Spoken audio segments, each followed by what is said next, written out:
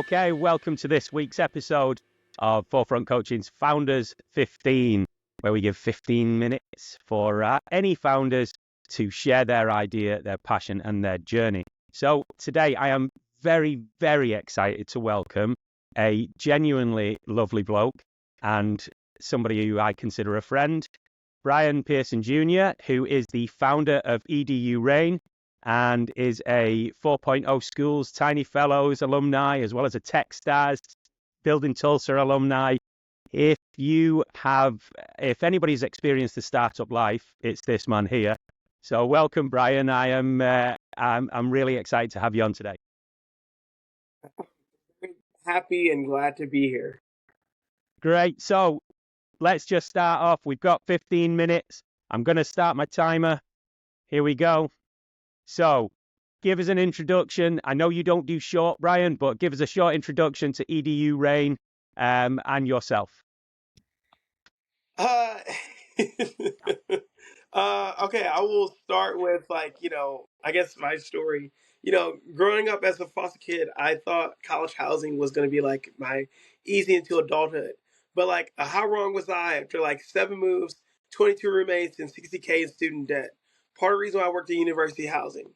And that taught me that college housing is a maze of limited options, safety concerns, and rising costs. The top major colleges in America can only house about 20% of undergrads, leaving most students to fend for themselves. And housing is the number one reason students don't enroll or drop out. And despite significant investments in the billions, high vacancy rates persist, showing college administrators and property managers can't solve this issue on their own.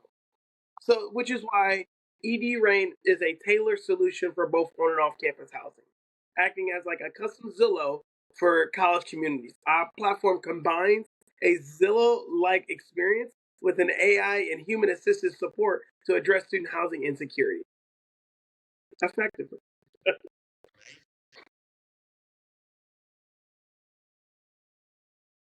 Oh, uh, you know, um, it's interesting that you say that because I mean, uh, on some measures, I've sunset a lot of things in my journey of building what EDURain is today. But because I was able to do that, I've been able to grow and learn and do things. I mean, I've raised almost $500,000. About 20,000 in revenue. We ended. We have about 3 million in contract value right now. Our usership has grown over 200% from this year to last year. We have partnerships with 5 colleges and 17 college pilots. So trying to move those 17 from pilots to sign multi-year agreements. And then there's about 900 qualified pipeline colleges. So, for example, during the Black Ambition program, uh, I love this story. It's a small, short story. It's small. Uh, I, so I was like, man, at Techstars demo day, I was like, I'm gonna sign 30 colleges this year, but I didn't have the customer success team to really help me expand my operation. And so I focused on what I needed to do.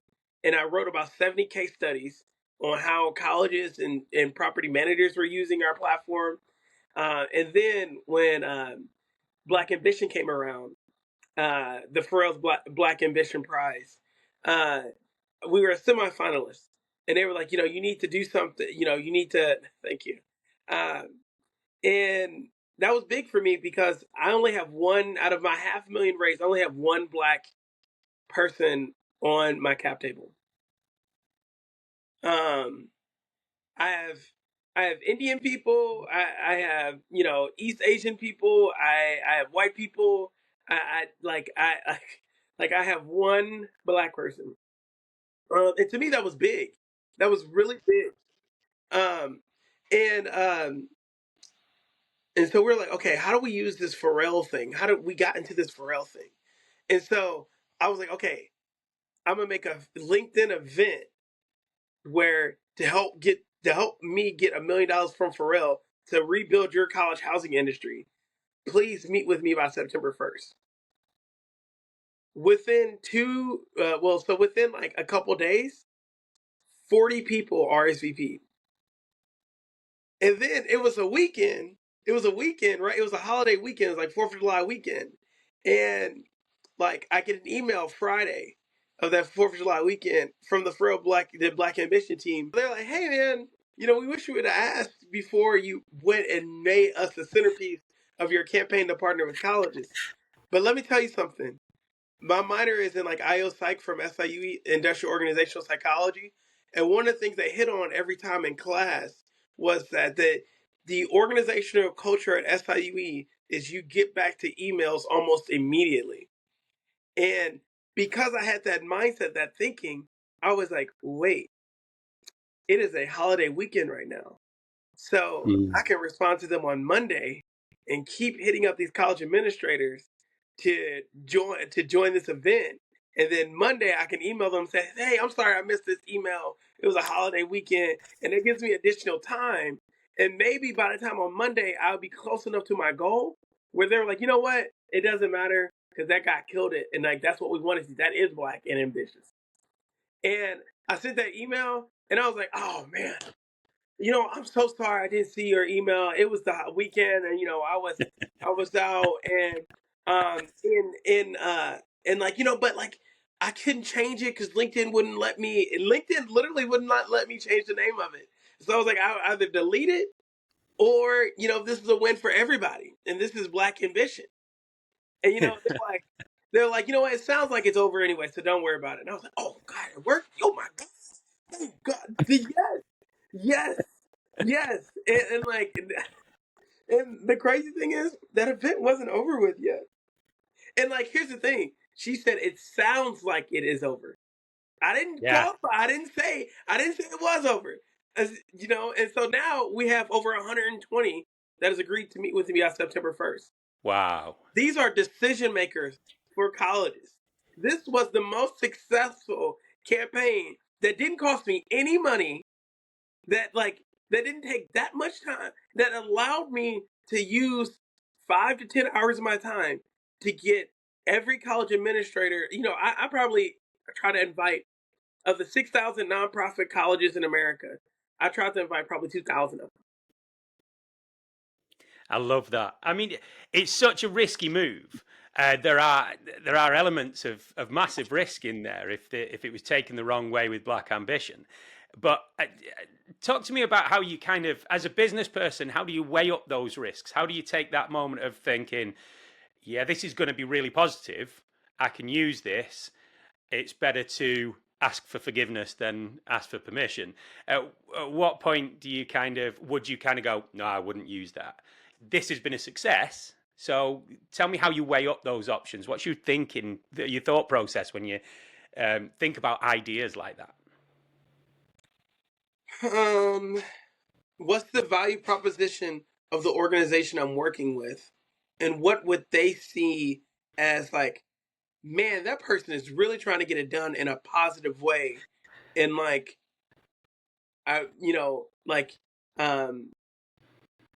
that's how I kind of take things. I always try to do the most positive thing for everybody involved before I make a risky move. Because risk with the underlying currency being positivity for everybody can be a good risk. And if something goes wrong, there's always an underlying kind of like, you know what, this person tried to do something great for everybody involved. Yeah. Versus risk of like, what if it goes wrong and you find out there was like an evil intention behind it? Yeah. And so like I always tell people, because like EDURain has had like 80 people work at it and be a part of it. And I used to be a dev, like it's kind of like a white hat group. Yeah. People are like, oh, where is this code? Where's this? And I'm like, bro, this has been a loosely organized group of developers for a while. And I've just been the head. And even though I ran organizations in college, it's always been like that. I've always been a part of loosely organized organizations that were doing great work in the community. I love that. Now, talk to me about what have been the kind of the Black Ambition stuff's been amazing. I think we need to stop and just celebrate the semi-finalist of Black Ambition. I think that's incredible. Talk to me about what other kind of steps that have happened over the last few months. Yeah, so last month we were ranked a top 100 startup in America. Wow. And we were, we were number 82. Sometimes my wins seem small. Like I always tell people, like I literally ran away from home when I was 15, Yeah. and like people thought I wouldn't graduate high school. So I take all of that into consideration when I am talking about my wins, because all wins are momentum going in a positive direction, actually. But like we also we're ranked a top 25 education startup in the world by University of Pennsylvania's UPenn Education Business Plan competition. Um, we're constantly ranked one of the best startups in Missouri by F Success every month. We are ranked the top the second best college company and startup in Missouri 2 months in a row. And then there's like new lists coming out that we're one of the best software companies in Missouri. We're coming towards the end of our 15 minutes, but I want to know about the challenges. What are the things that have really either held you back or been stumbling blocks or have given you a big learning opportunity? Um, the way I look for some people, because my company has a big international presence and international value proposition. Mm-hmm. And people think because I'm not like Asian, like or Asian, like as in like Indian or East Asian, as in like Chinese or Korean or Japanese or African, like Mm-hmm. these students that are or Bolivian or or these groups that are coming to America. Mm-hmm. What value do I bring if like you don't even look like them? Why would they trust you? And like, but the thing is, the number one power user of our platform is the Chinese mom. And here's why. Wow. Because these are the people that know the world isn't just. And Mm-hmm. if there's a person that seems like the most trampled upon, the most vulnerable, and that person started something, hell yeah, I'm gonna try to go and talk to that person. What is this? Because like everything is probably gonna be honest, it's probably gonna be good, and like we keep getting that time and time again. And so like we go talk to investors sometimes, and like I'm like, look, you're talking about people coming from places where misogyny, homophobia, and stuff is highly prevalent. And so the fact that they get a chance to talk to somebody like me about where their kid is going to live, that Yeah. puts them at ease. And so it's a reverse kind of thing. And now that I've started, and I used to be scared to tell that story. I was like, oh my God. Like, but I'm like, wait, no, it's like a powerful thought. And like, it's been one of the reasons why we've been successful actually with our testimonial kick, like our drive to get testimonials. Cause they're like, we're just happy. We don't get to see people like you in our country.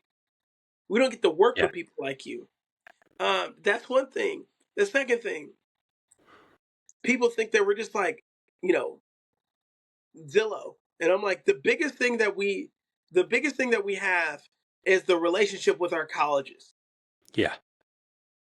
And I always tell them, like, it is their software. And like, well, why aren't they paying for it? And I'm like, so I'm gonna tell you something. Every kid that is placed off campus is like $15,000 to $20,000 that a landlord is gonna be making. That Yeah. is a business.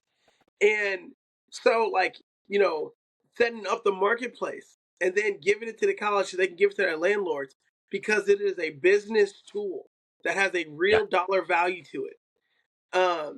And then and like explaining that, and then and then explaining how it works to the property manager organization sometimes, because they're so used to just general tools and they don't want to be sold on a random thing. But like once we tell them like, hey, we have an on-campus housing fair, We have an email that goes out once a month. We have connected social media accounts. We hire interns. Here's how we support every student that's on the platform. Then they're like, oh my God, like I wish you would have started with this. And I was like, you know how much time I spent on like honing down a message just to give you a quick one liner or two liner? And like Yeah. I promise you, like I would love to start with everything. But Will Pretsel told me to start with something else. Yeah. Okay. Unfortunately, we've come to the end of the 15 minutes. It's never enough time. And the more I do these podcasts, the more I realize that we probably need more than 15 minutes. Just for everybody out there, how does anybody get involved? How do they find you? How do they find EDURain? Yeah, I mean, you can go to edurain.org and and go to contact book time with me. Anybody can book time. My calendar is open. One investor was like, "Why is your time zones all over the place?" Because I was like, I've had kids in Guam work for us.